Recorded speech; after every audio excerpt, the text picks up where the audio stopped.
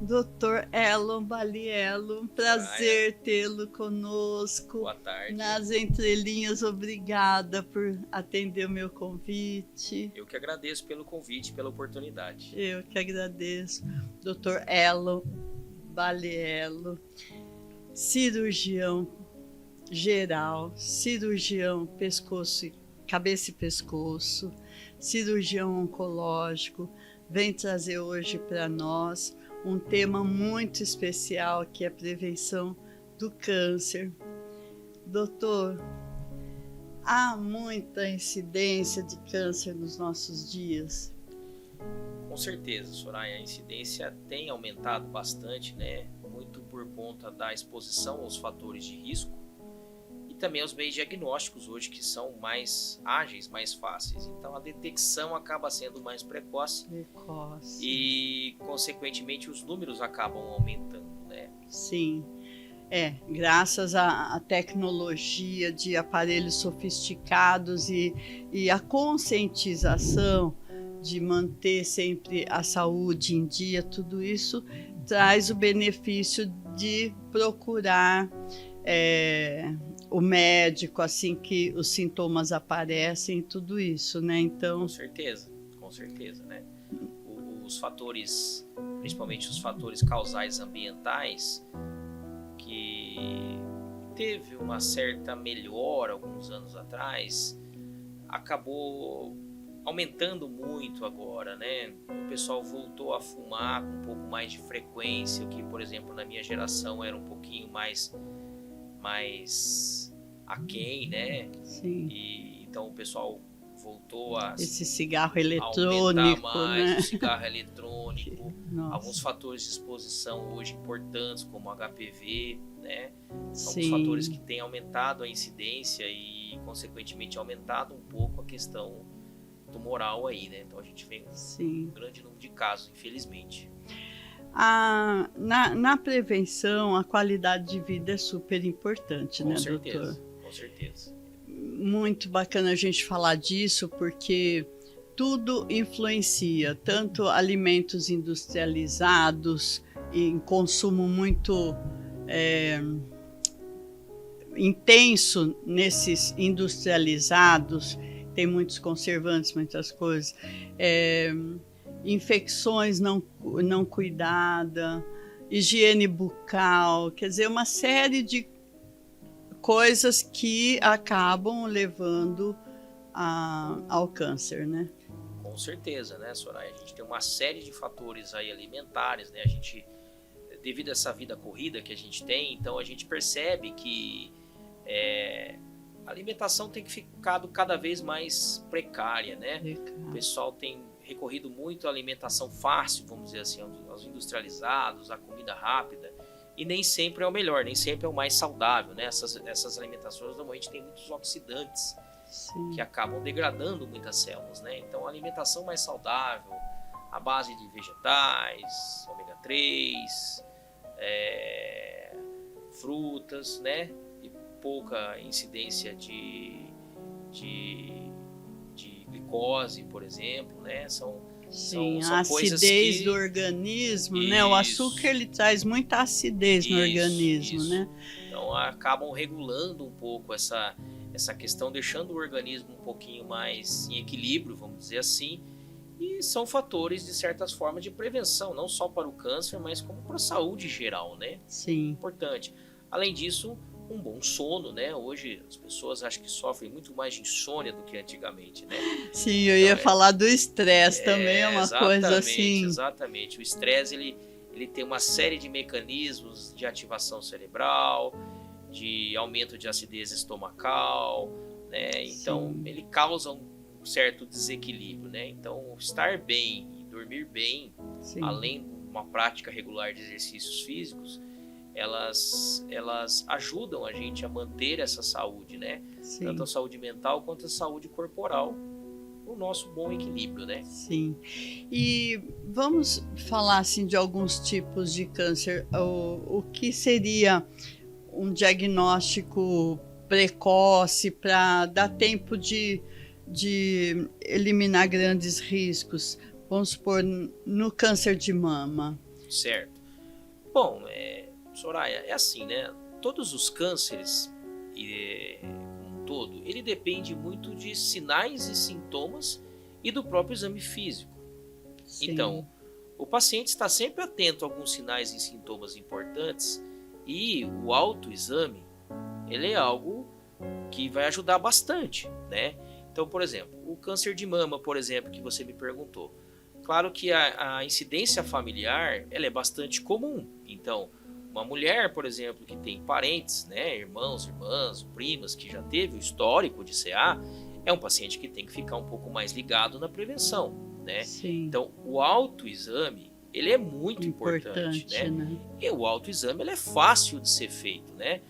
Faz parte da paciente ou do paciente conhecer o seu corpo, né? Sim. Então, a palpação da mama, durante o banho, por exemplo, com a água, que fica mais fácil, mais lisa a pele, ele é fácil de ser feito, né? Com os braços levantados e a palpação da mama de maneira circular, por exemplo. Então, essa detecção precoce de nódulos, ela é importante para um diagnóstico. E causa dor, causa coceira? Nem sempre. Quando aparecem esses nódulos? Nem sempre.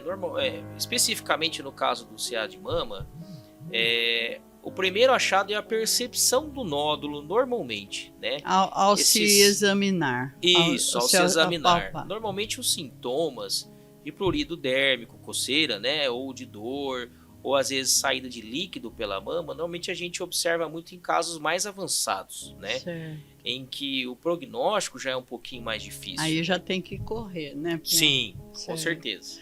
E hoje existe o câncer de mama em homens.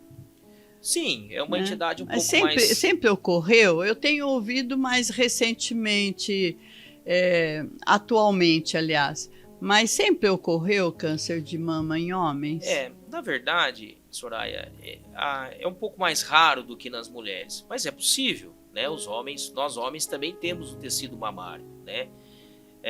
O que acontece além da questão da detecção precoce pelos exames hoje que a gente existe, né? Como eu comentei com você, hoje em dia eu acho que aumentou muito o consumo desenfreado de esteroides, Sim. né? E isso causa uma série de repercussão no organismo. E então, no homem também detecta com nódulos? Normalmente também se apresenta... Ou é o volume? Não, o volume, normalmente o aumento de volume, a gente faz um diagnóstico de ginecomastia, né? Que é um aumento benigno da mama, né? Na verdade, o que a gente observa em homens também é a presença de um nódulo, né? Então, o autoexame também pode ser feito por homens, embora bem mais raro do que as mulheres, mas com uma incidência um pouco mais aumentada, talvez, que no passado, né? E já que a gente está falando de homens, vamos falar do câncer de próstata. Ok. Sempre aconteceu ou a incidência maior agora nos nossos tempos? O câncer de próstata é algo bastante prevalente, Soraya. Então, por isso que a prevenção é muito importante, né? A prevenção ela vai acontecer, tem que ser de uma maneira mais enfática, principalmente em pessoas mais idosas, que ao avançar da idade aumenta muito o risco dessa questão, né? Então, é importante a visita ao urologista, com o toque, né? Principalmente acima dos 42, no máximo 45 anos. É importante o ultrassom preventivo, é importante o PSA, né? A dosagem do PSA, que é o hormônio prostático, ele nos dá uma boa ideia de alteração quando ele está muito aumentado, né? Existe uma patologia benigna em homens que a gente chama de hiperplasia benigna de próstata, né? Que isso é um crescimento benigno da próstata que prejudica às vezes a urinar, né? A micção, mas existe o aumento mais importante que sugere um possível câncer de próstata e que a gente deve ser examinado ou até biopsiado, quem sabe, né? E o principal sintoma inicial é a necessidade de urinar à noite ou a dificuldade para urinar? É esse o primeiro sintoma? Na verdade, Soraya, assim como o CA de mama inicial, ele é um pouco silencioso.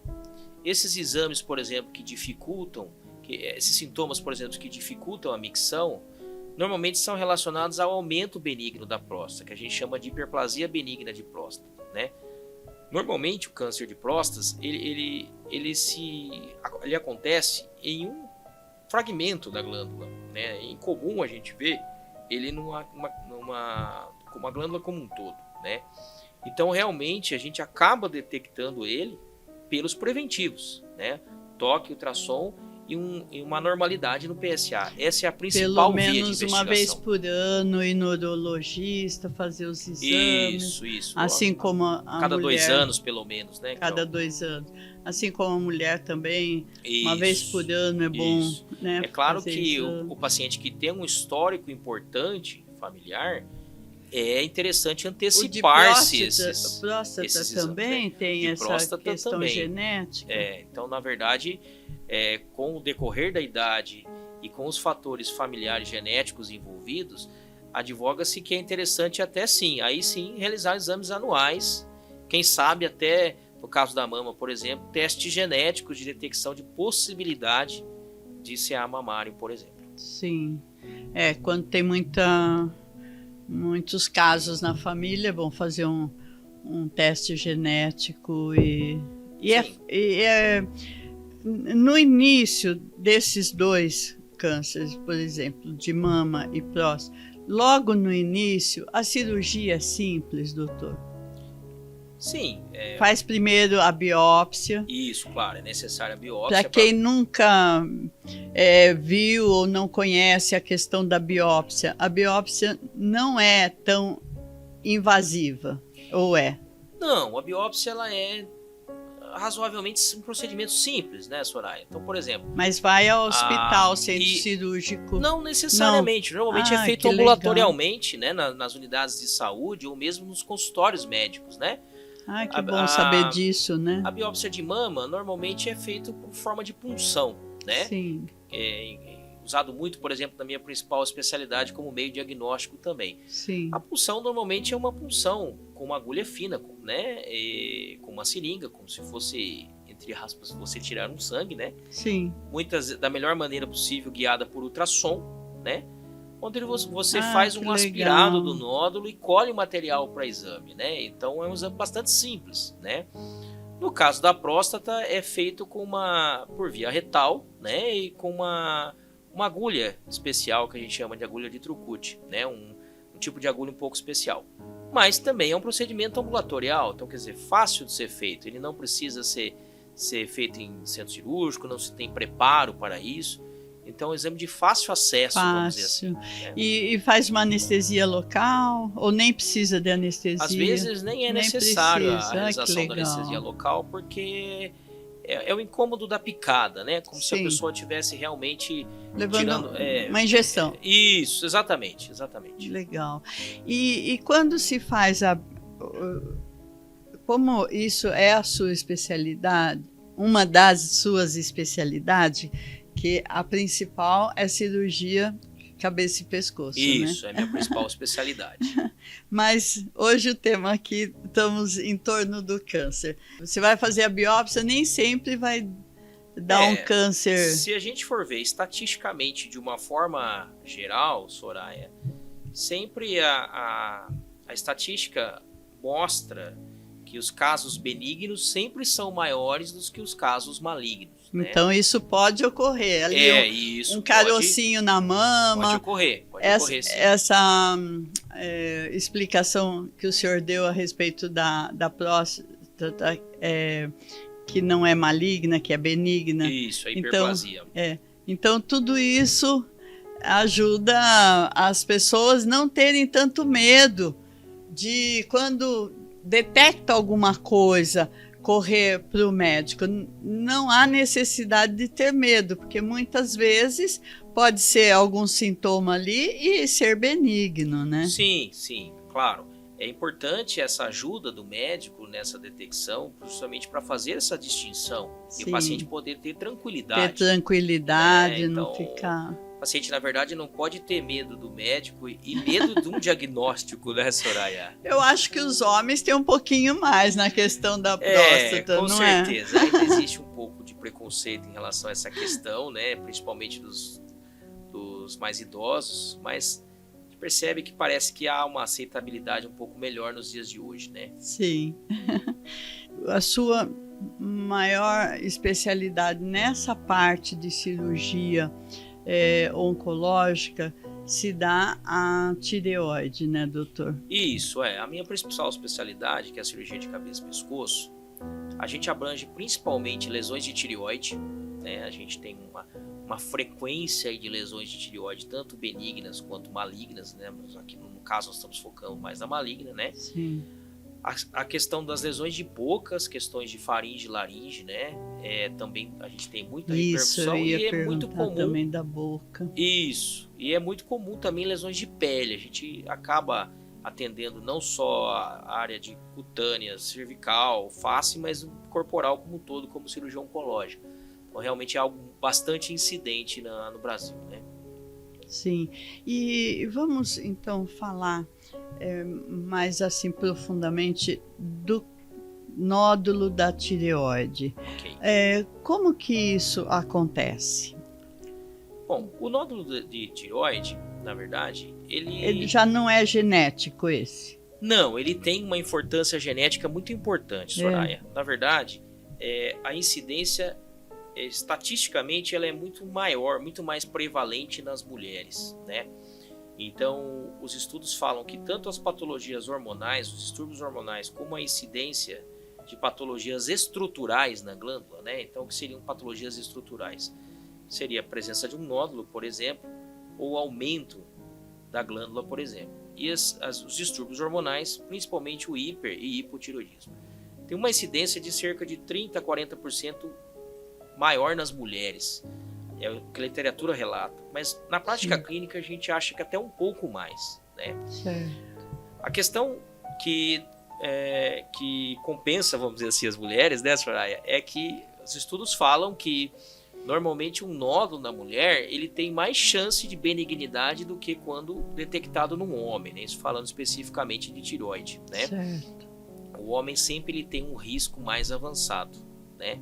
Sobretudo em extremos de idade. Então, pessoas muito jovens, pessoas muito idosas, olha, né? Olha só, isso eu então, não sabia. Realmente, além da questão da genética relacionada ao sexo, a genética familiar é muito importante, né? Eu particularmente já tive alguns, né, não são poucos pacientes, na verdade, da mesma família. Olha. Uma sequência de pacientes com problemas tiroidianos, todos da mesma família. Então é realmente no caso do câncer. No caso do câncer. Isso é uma questão importante. Tem que realmente, quando acontece um caso, tem que fazer aí um teste genético na família toda para prevenir até, né? O teste genético hoje é o que a gente tem de mais avançado, né? Que legal. Embora a gente não tenha disponível na rede, na maioria dos convênios, é o que a gente tem mais avançado. Mas por contrapartida, né, um exame simples, por exemplo, de detecção é o ultrassom, né? Embora ele não seja tão preconizado classicamente como um exame de triagem, né? Mas é um exame fácil de ser realizado, né? Hoje o ultrassom se popularizou muito, né, Soraya? A gente tem esses aparelhos, às vezes, até no consultório. Então, é um exame de fácil acesso. Então, eu costumo sempre orientar os meus pacientes para fazer um exame de ultrassom simples nos parentes próximos, né? Sim. Porque é uma forma de detectar nódulos de uma maneira precoce, se necessário, investigar esses nódulos ou mesmo acompanhar esses nódulos. Sim. Né? Que leva o senhor detectar se é maligno ou benigno, o tamanho do nódulo?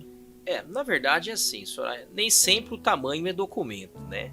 Mas assim, é importante o exame físico. Normalmente uma tireoide macia e mais tranquila, então nódulos mais endurecidos levam um pouquinho mais de suspeita ao toque. Isso é o médico que consegue detectar na palpação, no exame clínico, ou o próprio paciente, ele nota que alguma coisa? O paciente, às vezes, ele consegue notar. Embora seja um exame físico mais específico, por exemplo, um pouco mais difícil de ser feito do que a mama, é possível notar. O paciente, ele percebe muito, a gente percebe que a incidência que os pacientes acabam procurando a gente no consultório por meios próprios, vamos dizer assim, é quando ele percebe o aumento glandular, né?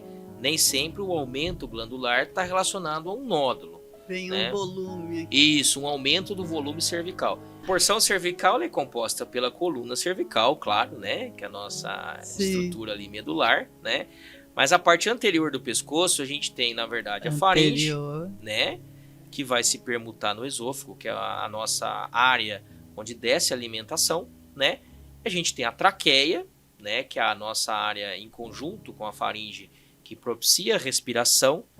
E ao redor dessas duas estruturas principais, a gente tem as nossas estruturas vasculares, né? A artéria carótida, a veia jugular, por exemplo, as nossas glândulas salivares, né? As submandibulares, a parótida, por exemplo, que está um pouco mais alta ao pé da orelha, por exemplo. E a tireoide, por exemplo, na posição central da traqueia, né? Legal. Olha, uma aula de anatomia pra gente.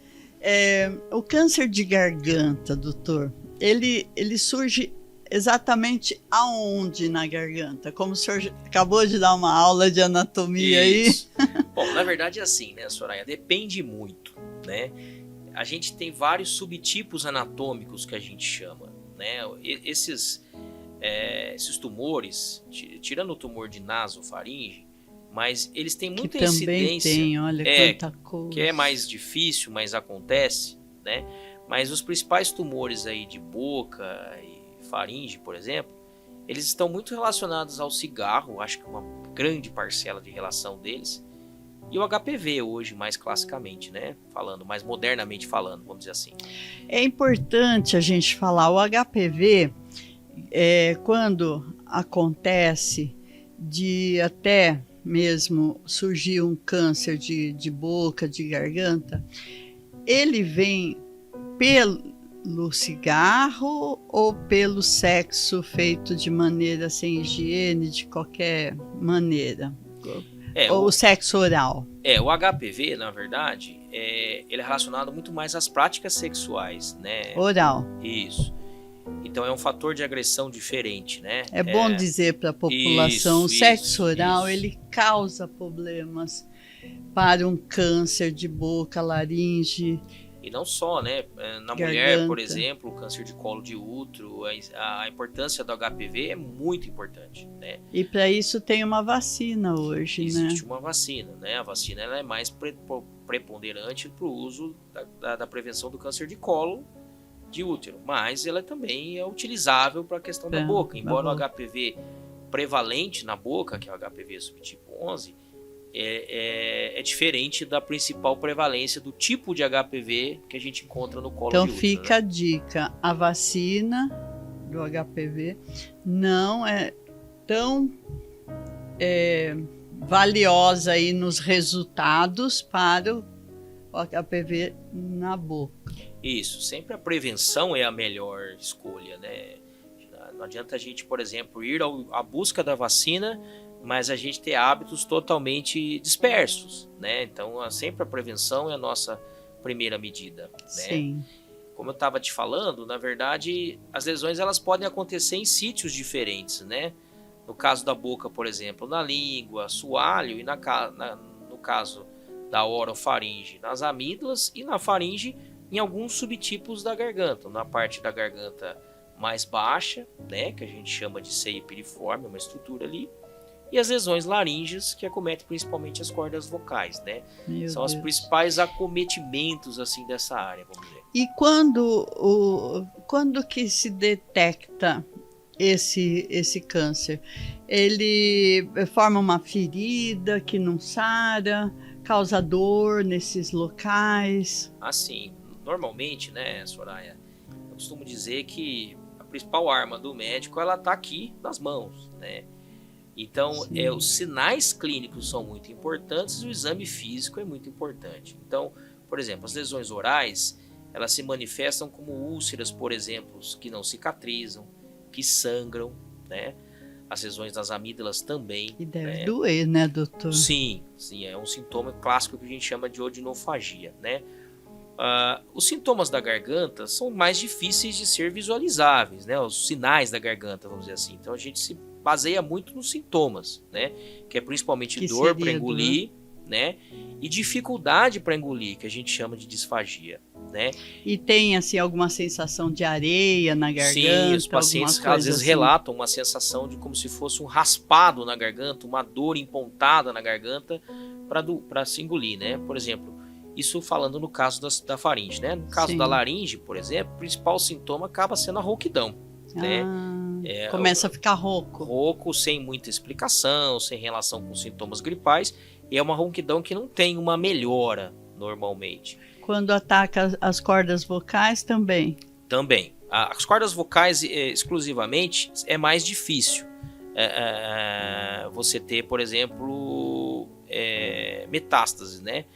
É mais comum o distúrbio de voz, mas as lesões desses sítios também não é incomum o paciente já aparecer com um nódulo no pescoço.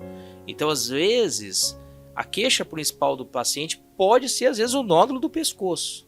E não os sintomas relacionados à lesão em si. E o nódulo, o paciente apalpa, ele sente quando acontece? O paciente, normalmente, ele percebe esse nódulo acontecendo. O pescoço, como é uma área mais superficial, ele é algo mais perceptível, né? Um nódulo que ele tem características endurecidas, ele tem um histórico de crescimento importante, né? Não é tão comum, como eu falei, no CA de laringe, né? O CA de laringe das cordas vocais, o sintoma mais precoce é realmente a disfonia. Certo. Mas o tumor de faringe, além da dor para engolir, a dificuldade para engolir, não é incomum o paciente já aparecer com um nódulo cervical. E algumas vezes é o primeiro sintoma, na verdade. O primeiro sinal, na verdade. Né? E sangramento na gengiva acontece? Não. Sangramento especificamente nas lesões acontece, né? Diretamente na gengiva, às vezes acontece por maus hábitos, más higiene oral, normalmente, que inclusive também é um fator de risco, né? É importantíssimo dizer. E está prevalente na nossa região, na nossa época agora, mais recente, esse tipo de câncer está aumentando o índice pelo HPV? Na verdade, Soraya, como eu tinha comentado no começo, esses índices, na prática clínica, a gente não percebe uma diminuição, principalmente na rede pública de saúde, né? Eu acho que os fatores de riscos ainda estão aí, né? O tabagismo, importante, a contaminação, né? A nossa geração, por exemplo, a gente tinha muito medo de doença sexualmente transmissível. Hoje o pessoal parece que perdeu um pouco esse medo, né? Então, esses fatores de riscos continuam prevalentes, né? Então, os índices, vamos dizer assim, que a gente, pelo menos na prática clínica, a gente não tem percebido uma melhora desses índices, né? Isso, doutor. Vamos supor que uma pessoa que esteja com esse câncer do HPV, ele vai a um lugar público e utiliza o copo, talheres, e se não for bem lavado, se não for higienizado, isso é transmissível também? Como que a população tem que tomar mais cuidado na questão da transmissão, sem ser aquele paciente, aquela pessoa que pratica o sexo oral? Vamos supor, na transmissão ali de bares, jovens e lugares que não se higieniza bem as coisas. Ou um beijo, por exemplo. Sim, Soraya, na verdade, é lógico, né, que a boa higiene, as boas práticas de higiene é muito importante para qualquer tipo de prevenção. Mas felizmente, no caso do HPV, essa questão ela é mais difícil, né? É uma contaminação mais difícil de ocorrer. Precisa haver um sangramento, um machucado ali. Um contato, um machucado, um atrito. É mais difícil que você tenha algum tipo de contaminação salivar, né? Isso é menos frequente. Então isso já nos alivia, porque daí não acontece uma disseminação em massa, vamos dizer assim, né? Então realmente está muito mais os inocentes conseguem ficar preservados. Sim. Tá ótimo, doutor. Nossa, nós temos tanta coisa para falar. Com certeza. E eu gostaria que o senhor voltasse mais vezes para a gente falar, inclusive, da prática cirúrgica, que eu acho que o público tem muita curiosidade, né, para saber quais são as práticas cirúrgicas menos invasivas, que são mais mais tranquilas, de que forma que isso acontece, nos resultados, na Sim, recuperação, né? Com certeza, vai ser um prazer, Soraya, muito legal poder ter a oportunidade de ter esse bate-papo com você. Sim, Acho que vai esclarecer a nossa população. O público conhecendo o médico dessa especialidade traz muito mais alento, confiança, porque realmente cabeça, pescoço, eu acho que é uma especialidade um pouco difícil, né, Soraya? Uma especialidade assim muito particular, porque exatamente. É muito sensível, né?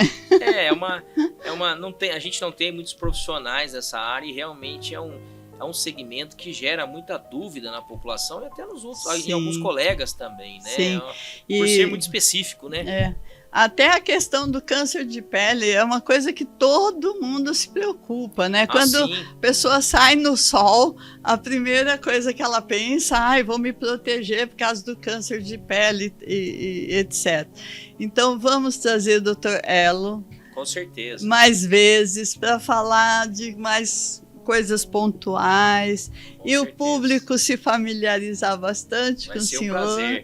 Você estava falando do câncer de pele, realmente ele é muito prevalente, né? Tem alguns subtipos que depois a gente pode esclarecer melhor, mas é um tratamento cirúrgico, né? Praticamente hoje ainda em dia. Embora a gente tenha grandes avanços, mas é muito importante o pessoal ter alguns esclarecimentos sobre alguns sinais e sintomas. Sim. Mas foi um prazer. E se Deus quiser, estaremos obrigada. Novamente, numa outra oportunidade. E agradeço muito ao público, agradeço a você pela oportunidade. Eu que lhe agradeço. Se você gostou, curte, compartilha, se inscreva em nosso canal, divulgue esse vídeo que vai deixar muitas pessoas tranquilas com esse tema. Obrigada, doutor. Eu que agradeço, Soraya.